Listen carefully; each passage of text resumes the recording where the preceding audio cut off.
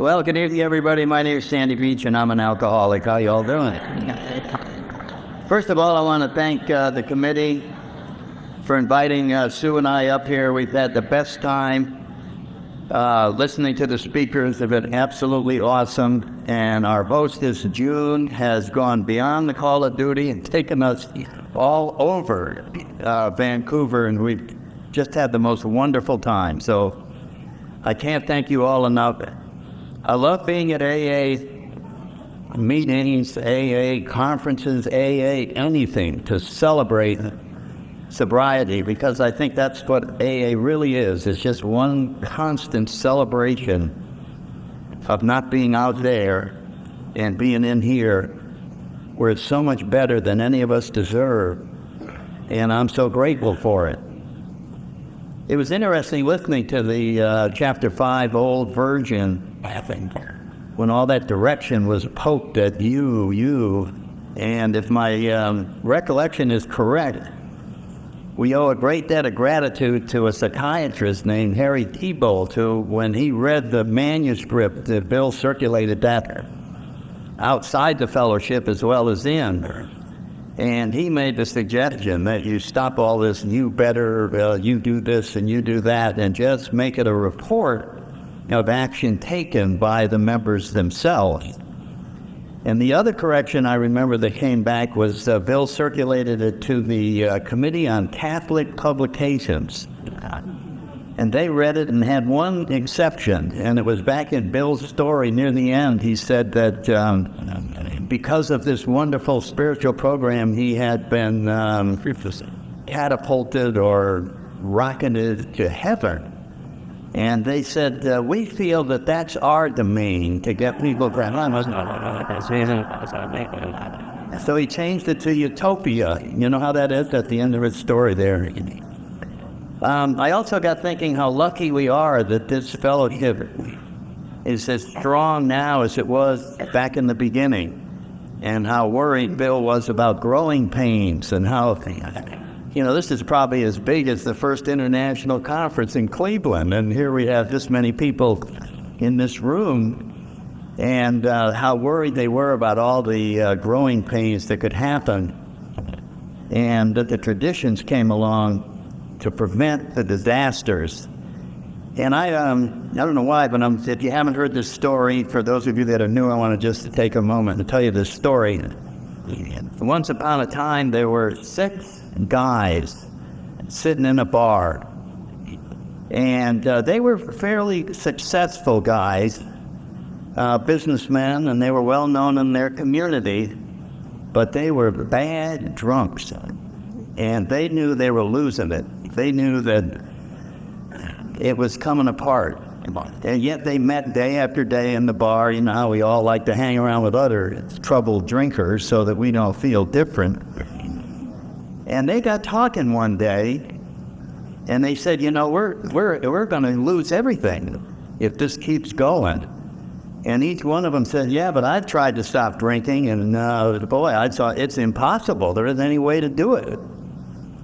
And they just sitting there drinking, and they said, well, what if we tried to help each other, and we tried to stay sober as a little tiny group?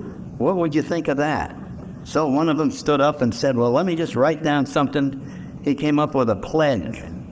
We're just going to say this pledge and see what happens. So they got up and they said their little pledge, and pretty soon they had been sober a week, and they decided to meet on a weekly basis and restate the pledge and talk about how this was going, and go out and get some more guys and tell them that this is a very important thing that is getting started, and you ought to jump in and take the pledge with us. And it wasn't too long before they had 400 or 500 people in their city that were coming around to take the pledge, and it was catching on. So they put it in the newspapers, and they went after prominent drunks. You know what I mean? People with notoriety, the assistant mayor or something like that, and then they'd put it right in the paper that Mayor so-and-so is taking the pledge. Come on down, you could take the pledge, and let's get this pledge going. And boy, it started spreading, and at the end of the first year, The original 6 had a year's sobriety, and they were just feeling so much better. So they sat down and they said, I think we've got something big going here. We ought to name ourselves. And so they said, well, let's name ourselves after somebody important so that they'll remember us like the founder of our country, George Washington. So they named themselves the Washingtonian Society. And it wasn't too many more years that they had like 12 or 15,000 sober people. And so they started spreading it to other cities. And this was started in Baltimore, and it was over into Philadelphia, Washington. And at one point, a young lawyer from Illinois came out. Every year they'd have an annual deal, and they'd get more prominent people to take the pledge. And they would come in and take this pledge. And anyway, this lawyer came out and addressed them and gave a speech. And his name was Abraham Lincoln. And he got up there and gave this big speech congratulating them on taking the pledge and how these people had come back to useful society. And before this organization knew it, they had somewhere in the vicinity of 300 to 400,000 members. 300 to 400,000 members. At one point in time, they had a bigger percentage of the then population of the United States sober than AA does today. And they did all that in about 7 years. And once you get that many people together, it's hard not to try to use the power of a group that large. And so people came around and said, listen, we could use you in helping us with this temperance movement. We really ought to get booze the heck out of the country. And so they all agreed and said, maybe we ought to. And so they took a position on temperance. And then some of them said, we got to start working on this slavery issue. That thing is, that's got to go. It's going to go eventually. And we're our hearts, and we're very moral people, so we ought to get going on that. Yeah. And they started going on these issues, and all of a sudden, no one was sober anymore. And it was over. And, it was almost 100 years later that Bill Wilson, more than 100 years, that Bill Wilson was working on the traditions, probably around 1945. And somebody came up to him and said, well, Bill, if you're working on, traditions, you might learn something from the Washingtonian Society that was around here in the 1840s. And this famous society that had gotten up to 300,000 or 400,000 people had never been heard of by Bill Wilson. And there was an organization that had no traditions, that had no guidelines for the organization itself, and it's just disappeared off the planet. And so I just look at us and I just go, this is the most amazing organization. Did you ever try to describe Alcoholics Anonymous to somebody outside of AA? And they go, well, you're in 120 countries around the world, and you have, I don't know how many, 75,000 AA groups and 2 or 3 million members. Well, how is it organized? Oh, no, it's not organized. We have a tradition that it should never be organized, and it never will. That's one of the secrets to this. Well, who's in charge? Oh, a loving God, as he may express himself in our group content. Well, who's on the membership committee to decide who gets in? Oh, the organization doesn't decide. People who arrive decide if they're a member.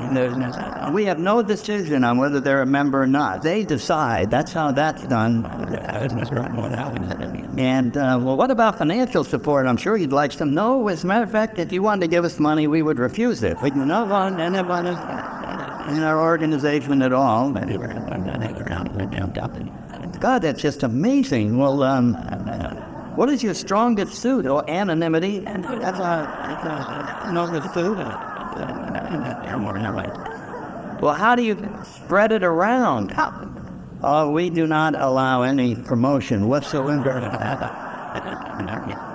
We just rely on attraction. Well, do you ever talk about any stuff outside of your order? No, as a matter of fact, we have no opinion on anything.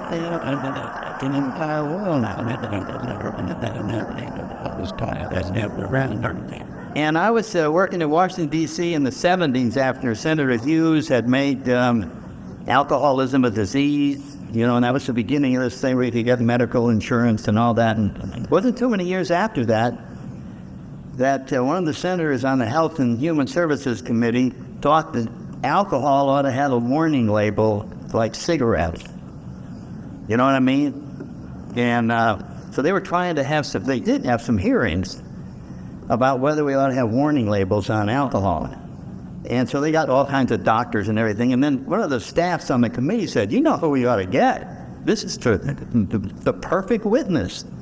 Alcoholics Anonymous. Who would be better qualified to say whether they ought to have warning labels than AA? So they called the General Service Office and they sent somebody down, and when they asked him, what does AA think about warning labels? He says, AA has no opinion whatsoever on warning labels on alcohol. And I think it went into the record, that the senators were quite amazed that this organization was not going to venture an opinion. But that doesn't mean that you and I can't have an opinion. And I have an opinion on that issue. And I'm going to tell you what it is. I think that there ought to be warning labels on alcohol. And I can tell you exactly what the label ought to say. And I'm going to see if you agree with me. The label ought to say, warning, this bottle may run out.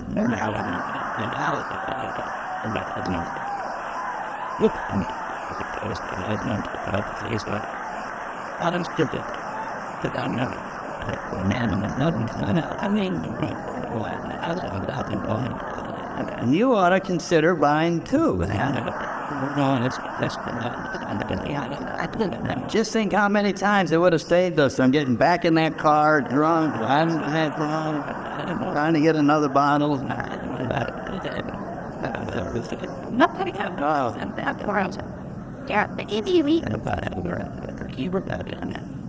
Anyway, I just want to tell my story very briefly and talk a little bit about AA itself. I just love talking about AA. I don't know why. I just get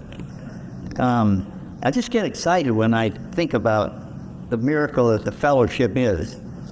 But very briefly, I grew up in New Haven, Connecticut, and was brought up a Catholic, and had my first spiritual awakening when I was around 9. And I was sitting in the Catholic Church, and the nuns had been hammering this stuff in for 3 years anyway. And I took it with quite literally. For when they told me something, it was like, that's it, you know what I mean? Just go. There was a lot of heavy-duty stuff. And my sister is sitting right next to me, and she loved it. And she's in AA now, has 25 years. And thinks the church is the most friendly, wonderful, kindest place in the world. And I used to sit in there just going, God, this is just awful. And one day I saw why. It was just amazing. I was sitting up in the front pew, and I was staring up at the crucifix, which was 20 feet high. It was just hanging down from the ceiling, couldn't miss it. And I looked at it, and it was almost as if God spoke to me. I just saw everything. I saw the truth of everything in life. And what I saw was a voice was saying, son, do you see what God did to his only son that he loved? Guess what he's going to do to you. I fell off the pew in a faint, and they carried me out, and so that was my relationship with a higher power. It was not a place that I went for comfort. And like so many alcoholics, I had the feeling that I was on the wrong planet, that I didn't even belong in my own family, that it was something wrong with me. I don't know what it was. And the way I saw it, and you all were perfectly well adjusted, and I was the only one who had this feeling, like so many of us have in AA. And it lasted through grammar school and prep school and until I got to college. And I grew up in New Haven, and the local university was Yale, and we just were pipelined right in to that university. And when I got there, it was just all these guys. They were rich, and they came from all over the world and the country, and they all knew what was going on. They all knew each other, and then there was me. And it was just, God, it was hard. I just felt this pressure wherever I went. And I was not drinking. I was waiting. I was going to be a good student, a good athlete. I've been there about 2 months, and I went, and I think I'd say this on every talk I give. I went to this little social event where you're supposed to meet other people. You just go into the room, and all you have to do is introduce yourself to everybody, get to know their name, and that was way beyond what I could do. I couldn't do that. So that night I said, I'm going to do it, and I walked up to the first group of 4 or 5 guys, and they all turned and looked at me, and with their eyes, they very clearly said, don't come near this group. We don't want to know you. We already have enough friends. So I took a deep breath and went to the next group, and they looked at me and said the same thing. You could just see it in their eyes. They said, we don't want you here. We don't want you here. And I went to each group, got the same thing, and decided to leave, which is what I always did. And instead, I went over to the bar. And I'm 19, I haven't had a drink or anything, and so I ordered a drink because my roommate said alcohol will make you feel good, and I got this drink, nothing happened. I had another one, tasted awful. Talked with the bartender, and got halfway through the third drink, I put it down to leave, turned around, started to walk out, and those 30 mean guys had left, and they'd been replaced by 30 of the friendliest guys I have ever seen. Everyone in that room wanted to know me. I could see it in their eyes. And they're all going, join our group, please join our group. We want to know you. God. And it was like I had just come into a world I didn't know existed. I never saw a world like this, ever, anywhere. And I was so happy. I just said, my God, this is what people are talking about when they say, isn't life wonderful? They're right, it is wonderful. Look at these wonderful people. I'm so happy. And then I had a different feeling. I just had sort of a little spring in my step. And as I was walking over the first group, I suddenly realized they were right. They are lucky to know me. And I went over and I intuitively knew how to handle problems that used to baffle me. I just knew, hello. I could make small talk. I could do anything. What it was, this alcohol had taken away all this fear, all this anxiety, all this confusion, and I was finally able to be creative. On my own, all that stuff that I couldn't get out could now come out. I could actually be me for the first time in my life. God was funny, and I just had the best time. Had many more drinks that night. And of course the room spun, and I threw up all night and just felt awful.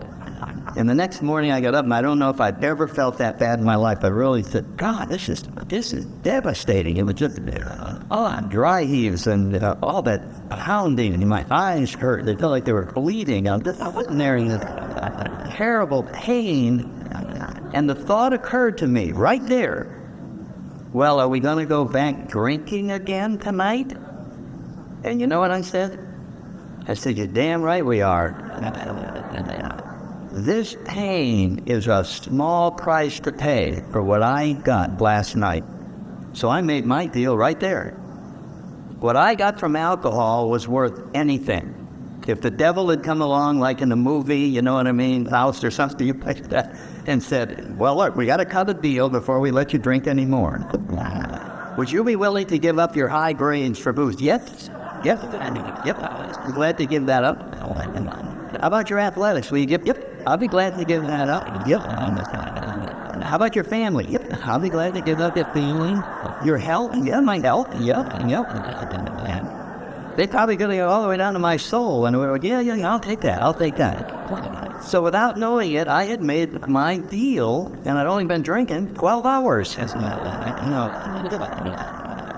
That I had found something that was the top priority in my life, and everything else was secondary, and it was worth anything to keep this relationship that I had just found. So off I go now with this new life, and somehow managed to graduate and very, very narrowly making it. The Korean War was still going on, the draft. You had to join the military. I joined the Marine Corps with a bunch of guys drinking beer. Yeah, I want to be a Marine, and went down there. That ended up being more serious than I thought it was. And now that's I couldn't believe the intensity of these people. I'm going, God, it's relaxed. Make it lighten up, lighten up, lighten up, lighten up. I mean, but anyway, and I went through all that basic stuff, and then 6 months to become a platoon leader. At the end of that training, I saw a movie about pilots, and they were in the bar, and they're talking with their hands, and there's a blonde standing in the background, and I asked this major, I said, what's that pilot stuff there I saw in the movie? He said, you don't want that. You know, they wanted us to all be infantry. And I said, well, what is it? And he said, well, you have to sign up for 3 more years. I said, okay, I'll sign up for 3 more years. What is that? And so I filled out a thing, and next thing, I'm going off to flight school. I've never been in a plane in my life, but I saw that there was a way of getting out of where I was, and it turned out that I was born for it. I got going into flight school after being sick in the beginning. It was just, motion sickness, but I got going into that, and it was like, wow, just I belong. I just did extremely well and managed to get into a Marine jet fighter squadron, got married, went overseas. It was the most exciting time. It was just wonderful. And over there, that squadron dragged as a unit. The colonel would call us to the happy hour, and we'd all sit at the same table in a big airplane in the middle of it. And they'd order, probably everyone would drink 18 drinks, minimum. You just stay there, just rounds of drinks. So I'm in the middle of, I'm just going, this is the greatest. And people are drink until 4 a.m, sleep for an hour, get up, go fly, and insanity, but it was like this whole group is there. And so I felt like I was just one of the guys. I'm in this thing, and it's fun, exciting. But I remember this incident. I had forgotten about it until about 15 years ago, but I was on the end of the runway with a major who was our maintenance officer. And we were practicing carrier landings before you go aboard a carrier. And we were standing out there watching some of our buddies making these landings and just talking. And he was saying, I can hardly wait to make lieutenant colonel to get my own fighter squadron. And I'm going, yeah, Colonel, I'm Major Newport. You'd be the greatest. And he said, yeah, and I'd get nothing but the best pilots in that squadron. And I went, yeah, you deserve to get them. He said, I'd get a guys like you. And he pointed right at me. I'd get the best pilots in that squadron. And then he said, but I wouldn't let you drink. And I was shocked. I was just going, what is this? And I look back on it now, and in the middle of all these guys getting drunk every day, as far as I was concerned, and rocking and rolling, I stood out as something way beyond where they were. And when I'm in, I was like, yeah, we're all getting drunk every day, but you're going way beyond that. You're drinking with an intensity that scares us. And I thought I was just, one of the guys, but my disease was catching up, and very quickly I had a few more assignments back in the States, a flight instructor and a photo pilot. And there came a day when I didn't drink for 12 hours prior to flying. I was going through alcoholic withdrawal in the plane. And that was very frightening because I was losing my peripheral vision. I was starting to shake real bad when the alcohol wore off, and I couldn't see the instrument panel very clearly. And obviously my mind was not working fast. It would be confused and hesitating, and that's very bad to be doing in these kind of planes. And so I was getting very frightened myself about going up in the plane with me. It was just scary. But I kept it up for 6 months, and I was like that. And I had a couple of very close calls. One time on takeoff, I was this plane, you had the wing up. It was the F-8 Crusader, and the wing raised for takeoff. You had to lower it, and I hit the engine master switch instead of the wing. The engine shut off, and then I turned it, and it caught back on. And I talked to a maintenance guy later, and he said, that'll happen 1 in a million times that plane will relight. And so it relit, and then I got up there, and I realized, God, man, you're going to kill yourself up there. So I finally went to the doctors, said, I'm having a few problems in the airplane. And they said, like what? And when I started describing it, they went, oh my God, we got to find out what's wrong. And of course, there was no alcoholism as a disease. That was not in the books, because this was in the early 60s, and the Navy did not have, there was no such thing as an alcoholic. You had to be schizophrenic or something, but you couldn't be diagnosed. So anyway, they studied me for about 3 weeks. Down in Pensacola, Florida, every kind of doctor there was, and they're looking at me, and they strapped me in a plane one time with wires all over and trying to induce this stuff that was happening to me. And you know, when I look back at it, all they had to go on was that I had very high blood pressure. I was very disoriented, didn't know where I was. My eyes were all bloodshot. I'm covered with clammy sweat, and I reeked of alcohol all the time. It smelled alcohol. But they left it up to the psychiatrists, and hey, at the end of the time, they wrote up, I got official report that I have a childhood fear of flying that it suddenly showed up after 13 years of flying. It just, that showed up. So I was no longer a pilot. It killed me. It was the end of that's who I was. It was devastating. But I had a regular commission. I was making a career out of being a Marine officer. So 3 months later, Headquarters Marine Corps gave me my new specialty, air traffic controller.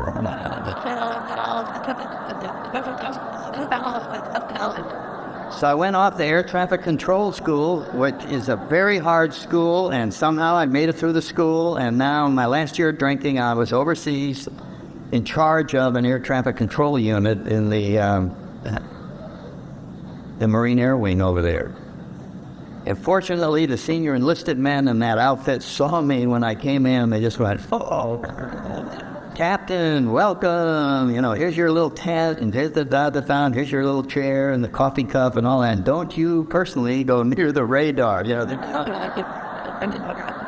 didn't want me talking to any airplanes, and so I just tried to go to work and became a daily drinker, drank around the clock, no more 12-hour waiting. I drank a lot of vodka, grain alcohol, couldn't eat. I had malnutrition. I stopped hanging around with my friends. I didn't even go to happy hour. I just was trying to survive. And I lost about 50 pounds from stayed soup. I think that's all I ever ate for 6 months. I just soup and vodka and juice and that kind of stuff. It was just a nightmare.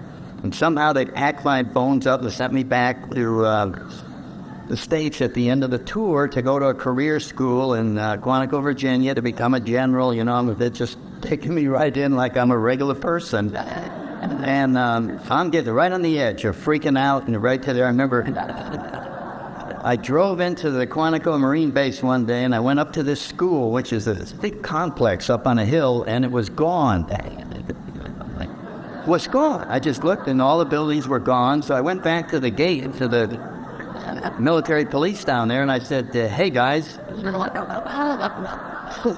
junior school is gone. Holy went, what? I said, I just went up there, it's gone.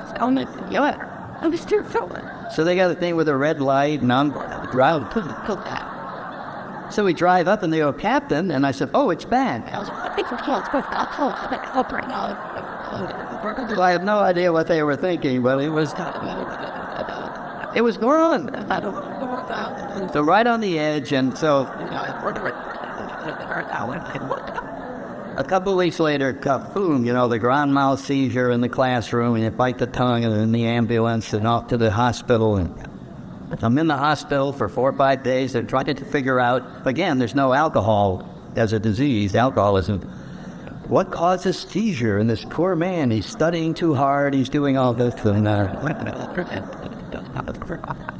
I went to the deep heats, which was very frightening. It felt like the CIA was trying to trick me into admitting I was crazy. Because I didn't want to be trapped into being crazy, so I was trying to retake these tests, and they kept moving the walls and doing all the stuff from Mission Impossible. You remember how they drive people crazy? So I was making notes and doing all this stuff, and finally I just lost it, and evidently was screaming all over the place, so they caught me and put me in a straitjacket. And then I was put into the nut ward, the mental ward, and I was locked up for 6 months. And that was how it kind of ended for me. And AA, after I'd been there 2 or 3 months, AA came in and talked that psychiatrist into allowing one AA meeting in there. And so I was up there on the ward, and the corpsman came up one night and said, all drunks fall in, right face, and there was 3 of us. And we were down at this meeting. I thought it was wonderful. I was so happy. But I didn't think I belonged, but I thought it was wonderful. I said, boy, if I get a guy with a drinking problem, I'm going to send him, that's him. I don't think I have a problem. So I wasn't really connecting. It was obvious I was. And then at the end of the time, I was an outpatient. Now they're going to give me orders to go back, and I'm allowed to go home at night and weekends. And I ended up drinking for probably about 3 or 4 days. I was smuggling vodka back into the nut ward, even though they told me my career would be over if I had another drink. And I knew I was going to get caught. And it was Pearl Harbor Day, 1964. And I called from my home outside of Quantico, Virginia. I called AA, the intergroup. I said, I'd like somebody to help me. And they said, well, we got one other member. There's one AA member down at Quantico. We're going to try and get a hold of him. So they called him up, and he was another captain. He was an infantry captain. He came over to my house, knocked on the door, and it felt like the door was going to come off the hinges from his knocking. He was so big. I opened the door, and no light came through the door frame. And he said, my name is Bill, this is a 12-step call. I talk, you listen. And then he went and talked to my family. Didn't even ask me, what kind of a father is he? And I had 6 kids, and they're going, he's the worst father, we hate him, we can't stand him. My wife is going, he's the worst husband, get rid of him, I don't want him, and so he said, I think you have a serious problem. And I'm going, well, maybe you could just drop off some literature, and I'll study it, all that. Get in the car. And we're off to a meeting. And that first meeting was a group anniversary in Manassas, Virginia, and out there they celebrate big time. They have all the people celebrating anniversaries. They have the families prepared all this food, brought in ham and chicken and beans, and it was just a huge spread. And then they had square dancing afterwards. And all this stuff, and it went on until about 11:30. And wow, this is a freaking 4-hour meeting, And I was sober 3 hours when I got there, and now I'm sober 7 hours when I leave. And people are going, isn't sobriety wonderful? I'm going, no, it's not wonderful. It's awful. I can't stand it. And going home, he's telling me we're going to be going to a meeting every night for 10 years or something like that. And I have no way of knowing that all meetings are 4 hours until I'm going, holy wow, every night from 7 to 11.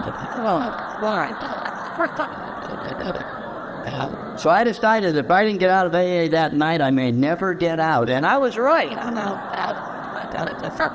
So I made up my speech on the way home.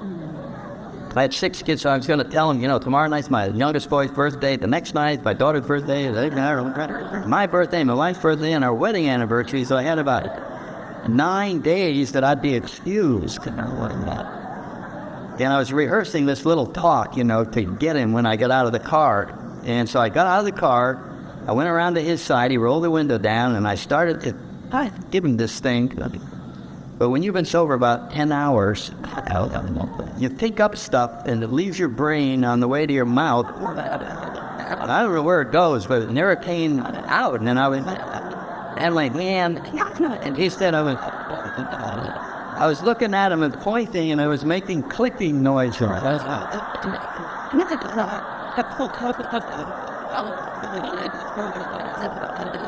So he said, I don't know what you're doing, but you better not take a drink. I'll pick you up tomorrow night at 7:30. And he's gone.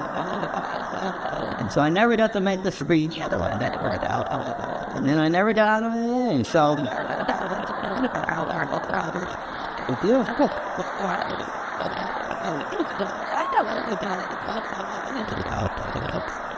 so if you're new tonight, you better get out tonight, or... And I've had the same sponsor for 38 years. And in order to do that, you both have to stay alive. I mean, it's been a wonderful journey.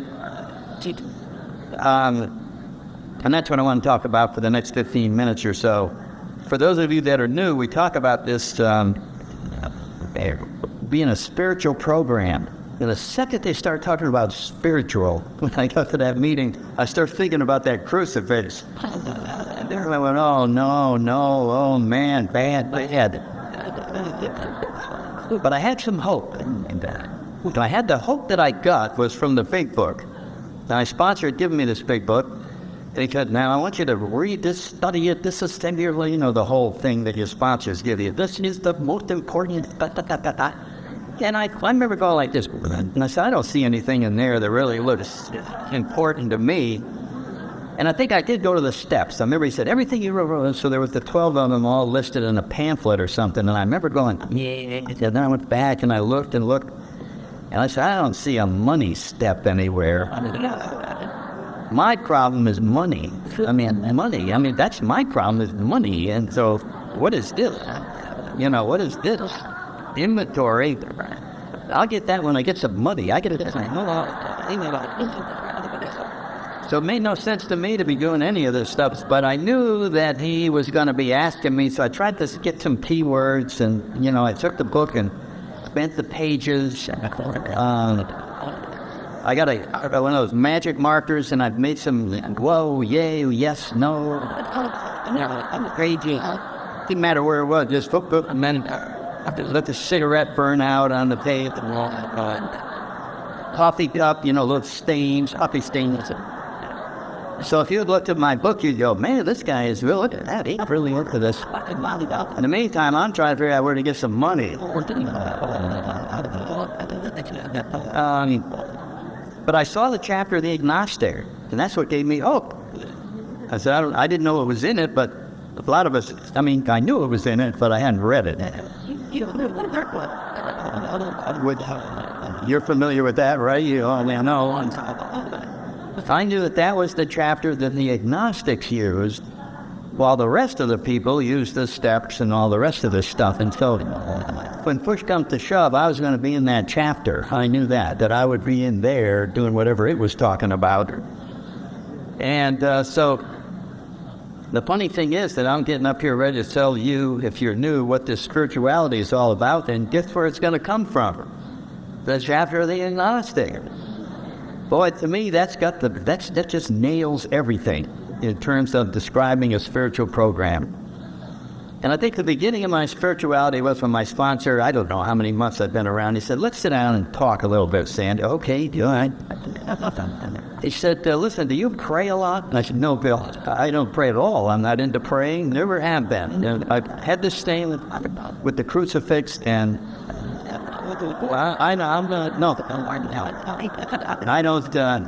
don't pray at the fall. And it's where I think during the meeting when they're saying the Lord's Prayer, I just keep my mouth shut. And then I know mountain or a lot. He said, okay, well, listen, do you go to church a lot? No, I don't go to church. I don't know if I ever will. I don't think I'm into that, and I'm not interested. Well, do you read a lot of spiritual books? Do you like spending time reading? No, Bill, I don't read anything spiritual, and I don't want anything to do with it. Well, do you meditate and sit? No, I don't meditate. I don't intend to meditate. I don't want anything to do with that stuff. He said, here comes the big spiritual question. He said, how's it going?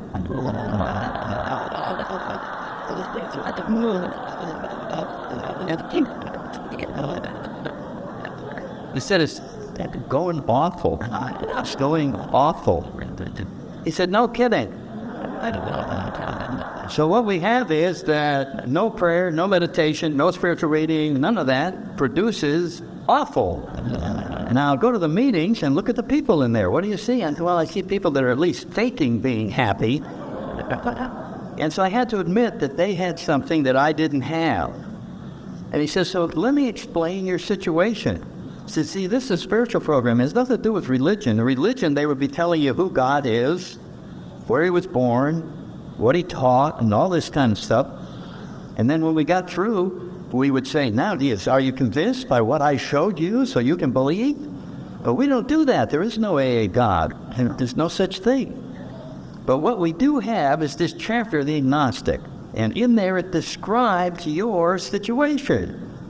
And I think if you understand your situation, it's going to solve a lot of things. I thought, all right, what's my situation? Well, right here at the beginning of the chapter it says, if when you drink, you have little control over the amount you drink, yeah, that's me.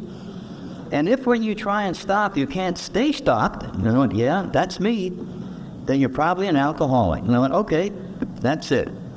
If that be the case, then you are suffering from an illness that only a spiritual experience can conquer. And I went to myself, wow, how many diseases in the book of the American Medical Association are under the chapter, diseases that only a spiritual experience can conquer. And I just said to him, as soon as he read it, you are suffering from a disease that only a spiritual experience. I said, Bill, I don't believe in spiritual experience. He said, you're screwed. And I said, well, what? He said, why don't you change your mind? Change my mind? Yeah, do you understand that your situation is such that unless you change your mind, it's over. We don't have an alternate plan. As it goes on in the next paragraph, it said, to be doomed an alcoholic death or to live on a spiritual basis are not easy alternatives to face. But what does that say? It says, hi, welcome to the second step. There are 2 doors on this quiz program. You have to choose one of them. Door number 1, die an alcoholic death. Door number 2, live on a spiritual basis. Which door do you want? And you sit there going, wow, talk about 2 crappy choices.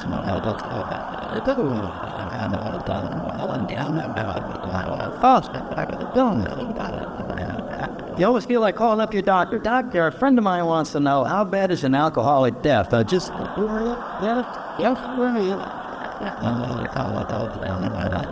I know if I go through that other door, what is that? Living on a spiritual basis. So why do we go through that door? There aren't any other doors. Alcoholic death or hold your nose.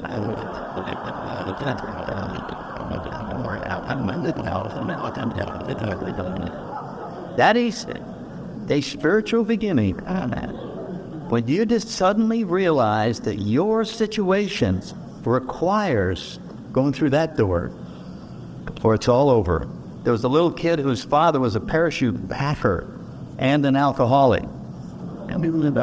And he watched, growing up, he watched his father pack parachutes with his elbow, with this, with that, and he just said, oh my God, people are actually using those. I will never jump out in a parachute in my life due to what I've seen as a child.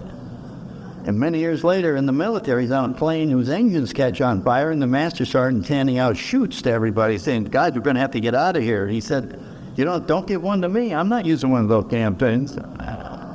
But they put the thing on and pushed them out and said, you ought to change your mind on the way down right now. We know what your childhood beliefs are, but look where you are, Paul. Just fun.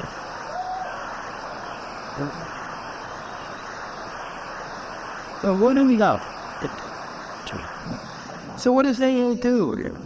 It doesn't convince us of the existence of God. It absolutely convinces of the need for God. Once we take that in and suddenly realize, whoa! So what does it say? It's just, I just love what it says. You ever, when you're growing up, or not growing up, but after you started drinking, how many times did people call you in and say this?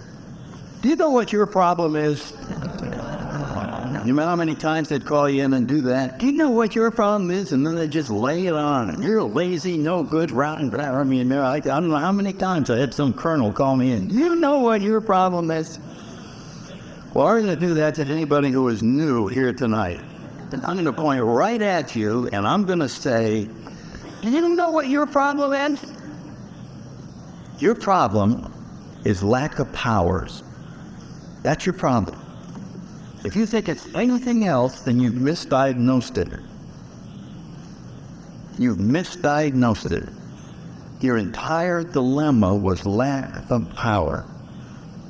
In the chapter later on, it says that the code of moral philosophy was enough to overcome the illness, we would have been able to overcome it. But it wasn't that we were bad. It wasn't that we were immoral. It wasn't that we weren't trying hard. It's that we were trying to do something that was overpowering us. There was no way for an alcoholic, good, bad, indifferent, to ever be able to not take that first drink. So there was a dilemma, lack of power. And the entire book is designed to enable each one of us to find a power that will solve our problem. So the program doesn't teach us how to solve problems. It teaches us how to find a power. Remember that if you're new.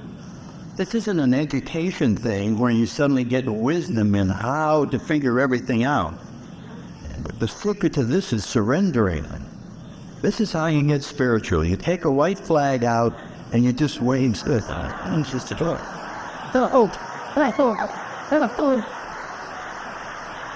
You're all encouraged them. You're all because when you raise that, you're willing. Willingness is the secret to everything. Just stay willing, and you will be guided. If you're new, you're in for the journey of your life. This is the epic journey. Everything else, fighter planes, all that, and all that was interesting. But this journey here has been the most amazing journey I've ever been on. And it doesn't go out there, it goes in here.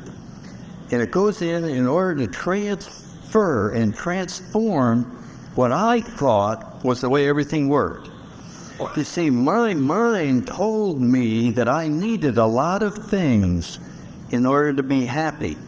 My mind told me there was all kinds of things missing, and if I could just go get them, I would feel better. And it turned out I had everything backwards. My problem wasn't that I needed anything. My problem was that I needed to give. My problem was that there was a channel between me and this higher power that was blocked. And this channel could only be unblocked by the inventory and sharing and all the things that we do in the steps until this channel is opened. And you know when St. Francis says, Lord, make me a channel of thy peace, it's a very comforting prayer in the 11th step in the 12 and 12. And my mind pictured when I read that prayer that the channel would open as a result of me doing all this work, and this peace would rush in, and I would feel the wonderful presence of this higher power. And that's not what the prayer says at all. It says, make the channel of peace so that where there is hatred, I can bring love. That where there is darkness, I can bring light. That where there is sadness, I can bring joy. What it's going to do is open the channel so the peace can flow out from you. It turns out we don't need anything. We just need to give. We suddenly realized that the highest pay grade we have in Alcoholics Anonymous is servant. We start out as big shots, and then we work our way all the way up to servants. And that's the furthest place you can get. Oh, think of servants. May I be of service. We diagnose everything wrong. We don't need anything. We need to give. There's been a part of us inside that has wanted to reach out to people, that just being a giver. And we're living in a world that said, no, yeah, that's wrong. You need this car. You need this. You need that. and we come in here and find out our true nature. If you're new, you are such a magnificent person. You are going to be amazed.